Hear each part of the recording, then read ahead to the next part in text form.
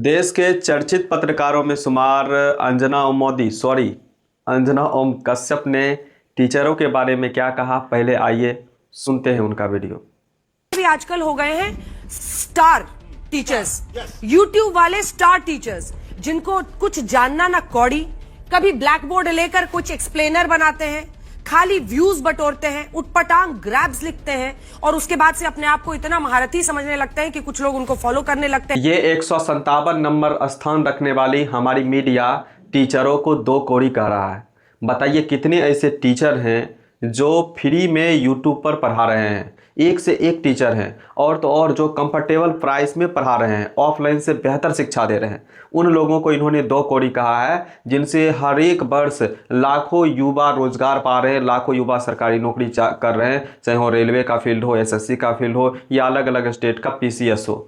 इस प्रकार से कहना अंजना ओम कश्यप का कहाँ तक सही है? एक से एक टीचर हो, चाहे विकास दिव्यकीर्ति सर हो, अलक पांडे सर हो, खान सर हो, इन सारे लोगों ने हजारों लाखों लोगों को आगे बढ़ाने का प्रयास किया, हजारों लाखों लोगों को मंजिल पर पहुंचाने का काम किया। और यह 157 नंबर स्थान रखने वाली चाटुकार मीडिया टीचरों से सवाल कर रही है। जब स्टूडियो में रहती है और खबर परोसती है, कहीं बारिश हो जाएगा तो कहेगी देखिए सरकार की उपलब्धि, बादलों ने भी विकास का साथ दिया है।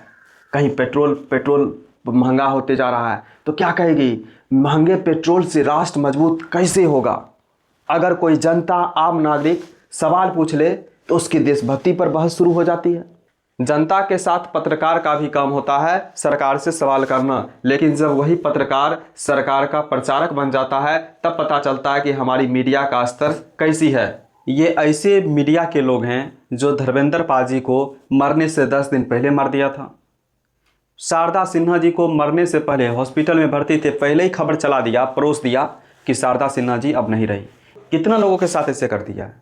ये खबर की वास्तविकता प्रमाण किए बगैर सिर्फ और सिर्फ ब्रेकिंग न्यूज़ चलाना चाहती है। कुछ भी मिल गया ब्रेकिंग चला दो। मैं तो न्यूज़ देखना ही छोड़ दिया।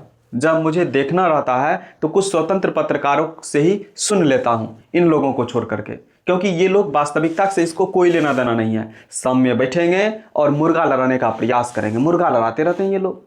हिंदू मुसलमान, हिंदुस्तान पाकिस्तान, सिर्फ और सिर्फ ये लोग सत्ताधारी पार्टी के एजेंडे पर चलाते रहते हैं।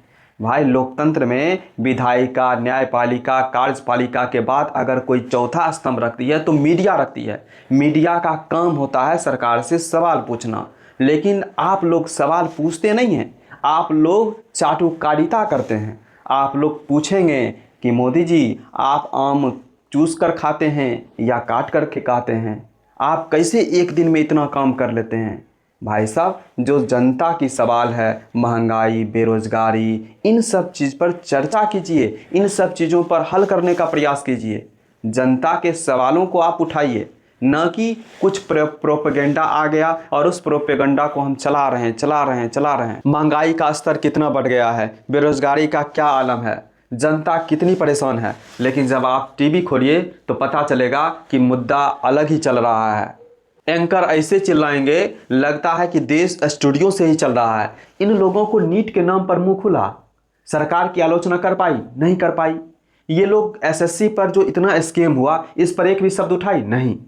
इनका जो है कुवत नहीं है। ये लोग सिर्फ और सिर्फ बैठ करके उलझुल चीजें सिर्फ और सिर्फ बोलने का काम करेंगे। सत्ता से दोस्ती पत्रकारिता की सबसे बड़ी दुश्मनी होती है, और जब वही पत्रकार सरकार से सवाल पूछना छोड़ दे तो पत्रकारिता नहीं प्रचारक बन जाती है। लोकतंत्र में मीडिया का काम आईना दिखाना है, मेकअप करना नहीं। समझे अंजना जी?